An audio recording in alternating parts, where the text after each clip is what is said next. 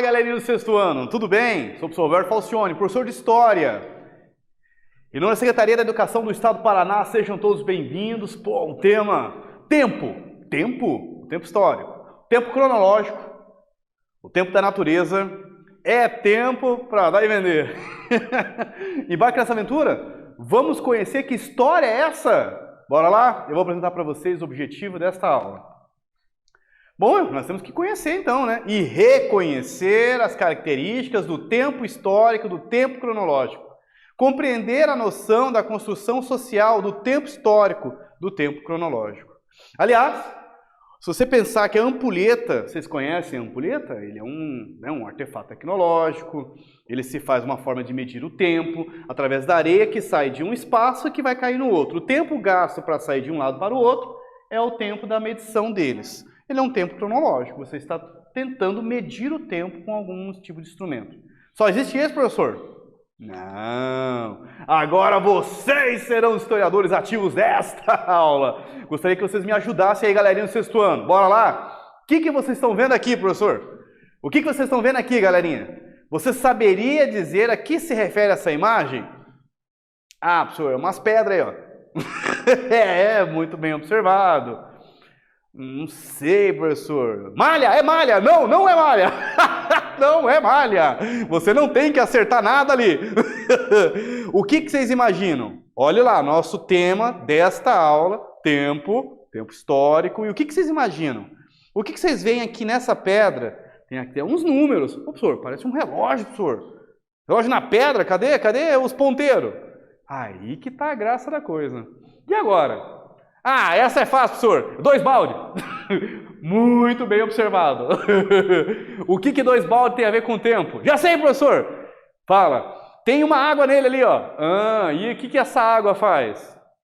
Então, aqui vocês podem até fazer uma relação entre as duas imagens. Está ligada ao tempo. São 2 baldes. Cerâmica. Aqui, inclusive, são 2 réplicas encontradas na Grécia, mas a origem é do Egito. No Egito Antigo, os egípcios encontraram uma maneira de medir o tempo através da clepsidra, que é esse instrumento aí de balde aí.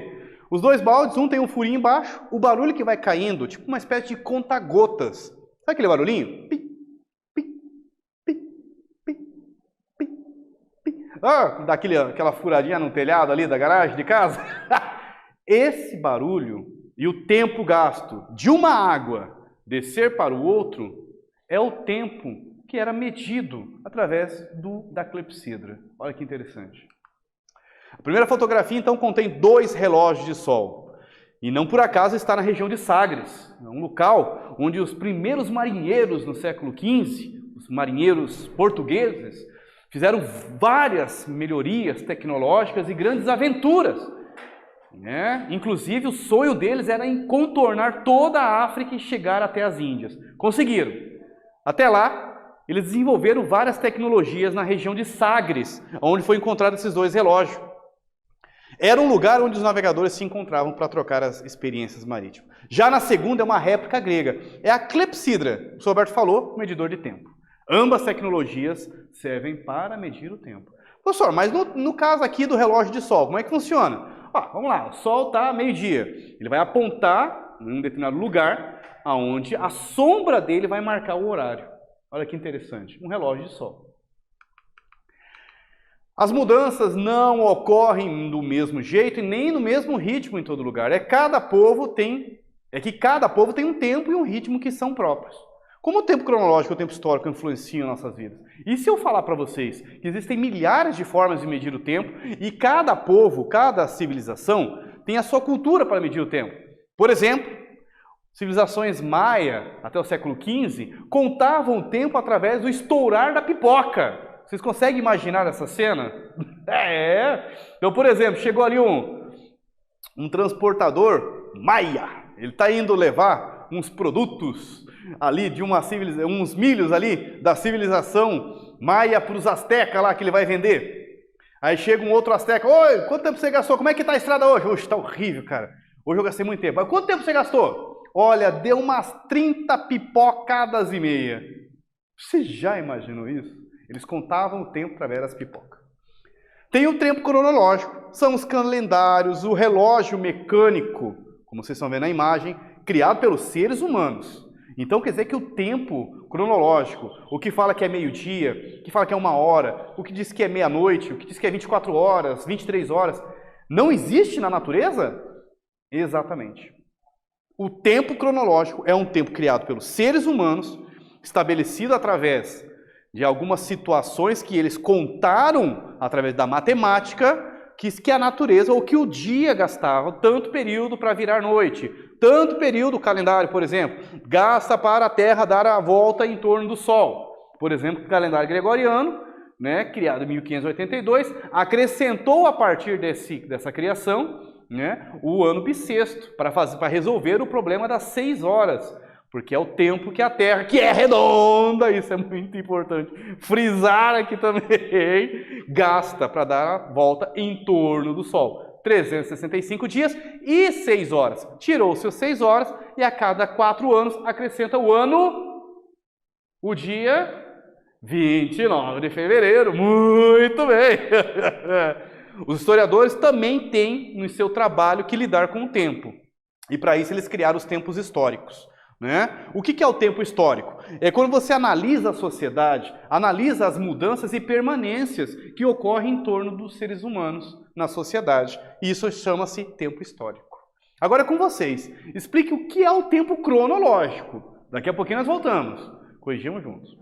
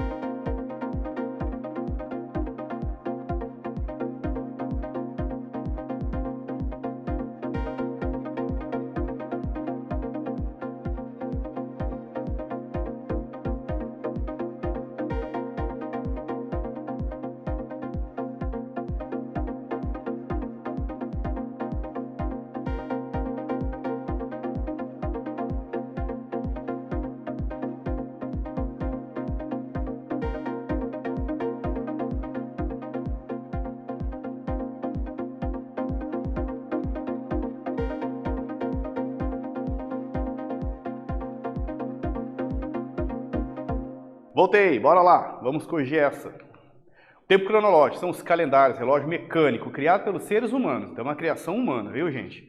Essas invenções são resultado de uma convenção. O que é isso? São reuniões que os seres humanos se encontraram, matemáticos, astrônomos, os pensadores. De acordo com um coletivo, eles decidem o que vai ser o estabelecido para a sociedade. Temos também a periodização da história. A história é muito grande, né? O passado é um universo gigantesco. Para dar conta de tudo isso, os historiadores resolveram fazer divisões na história, né? Através também dessas convenções, dessas reuniões, esses acordos aí, E assim, a nossa história, ela é uma história ocidental, isso não tem como nós fugirmos. Os principais acontecimentos que dividem estão relacionados no mundo ocidental, né, com a Europa principalmente. Inclusive, muitos críticos falam que nós temos uma visão da história eurocêntrica. O que é isso? Voltado para a Europa, né? Os castelos medievais, a Revolução Francesa, esses acontecimentos que foram escolhidos, né? Enfim, por exemplo, a queda de Constantinopla, apesar que está quase na Ásia, né? Euroásia, a queda do Império Romano do Ocidente em 476, são acontecimentos, tirando o da pré-história, que é a invenção da escrita na civilização mesopotâmica, que seria uma civilização asiática, né, do Oriente Médio, tirando ali, os acontecimentos marcam aqui mais o mundo europeu, baseado neles, ok? Tem essa discussão então. Então significa, professor, que essas divisões não são levadas em consideração no mundo oriental, na China, na Indonésia, no Japão? Olha, eles podem até estudar em seus livros, sabe Deus, né? Nós estamos jogando aqui uma visão hipotética, mas que eles utilizam essas divisões, não. Né? Eles têm ali, inclusive, outra forma de calendário, o ano do tigre, o ano do macaco, não é mesmo? Né? O ano do leão. Eles fazem outras divisões do calendário deles, outra forma de contar o tempo, né? Não baseado nessas divisões. Pode ter outra forma, inclusive, de medir o tempo. Até a forma que eles trabalham com a história, com o passado, é bem diferente de nós. Então essa emoção, esse lado emotivo, essa ligação que nós temos com o passado, né? Até mesmo a questão a religião cristã, influencia inclusive o mundo ocidental nessa preocupação de sempre estar resgatando o passado. Isso é muito importante. Agora, como trabalhar a história, como trabalhar esse passado, aí entra, no caso, a ciência. Temos a pré-história, então ela é considerada o tempo maior, né? Ela vai do surgimento de seres humanos, ou melhor, da espécie Homo, não seres humanos, que seria Homo sapiens, sapiens moderno, a nossa espécie. Mas os primeiros, Homo erectus, depois Homo habilis, depois Homo neandertal, 2 milhões de anos, até a invenção da escrita, por volta de 3.500 anos. Inclusive aqui já tem um problema sério, porque quando você coloca essa periodização de pré-história, significa que antes não tinha história. Porque a história começa quando inventam a escrita. Ah, tá, então que esses homens da caverna, que dominavam fogo, que tinham suas histórias, que desenhavam e se expressavam através da arte, das pinturas rupestres, não fizeram história? Como é que nós chegamos aqui, se não fossem eles? Exatamente, claro, todos têm história. Não só os grandes generais, não os grandes marinheiros, os grandes marinheiros, não, os grandes capitães, o capitão do navio, só ele que faz história, não. Os marinheiros também, os soldados da guerra também têm suas histórias, não somente os generais. Todos nós somos sujeitos da história. Temos também o tempo da natureza. Então é uma outra forma de medir o tempo, baseado nas atividades agrícolas, nos trabalhos do cotidiano, como ordenhar a vaca de manhãzinha, como o plantio, a colheita. Então, por exemplo, se chega ali o filhinho, olha lá, vamos imaginar essa cena. Mamãe, já é hora do café? Não, ainda não, está quase na hora. Porque o papai foi buscar leite ali, foi ordenhar as vacas, já está trazendo aqui. Ai, mãe, eu estou com muita fome, eu já aguei toda a horta lá do pai. Estou esperando agora chegar aqui o leite. Pode ficar tranquilo, filho. Ainda não está na hora do café. Olha que interessante. Baseado em tarefas do cotidiano. O cantar do galo, famoso cantar do galo. Eu tinha um galo que era terrível, né? 4 horas da manhã já começava. Mas também são formas de medir o tempo. Sim, também. Então, através da natureza. Nem todos os habitantes do Brasil vivem e contam no mesmo ritmo e no mesmo tempo. A civilização Caiabe, os povos indígenas do Mato Grosso, eles vivem num ritmo diferente. Eles observam o calendário do Caiabe baseado na vida dos acontecimentos naturais. Por exemplo, em janeiro, as cheias do rio, fevereiro, as frutas, em março, a roça, né? Em abril, as festas da colheita do arroz. Então, eles vão baseando, em dezembro, o milho verde, a melancia, baseado no calendário da agricultura, do trabalho, das tarefas diárias da natureza. Esse é o tempo da natureza. Agora com vocês, facilitar o estudo da história, os historiadores no século XIX dividiram o passado de que maneira? Explique aí. Daqui a pouquinho nós voltamos.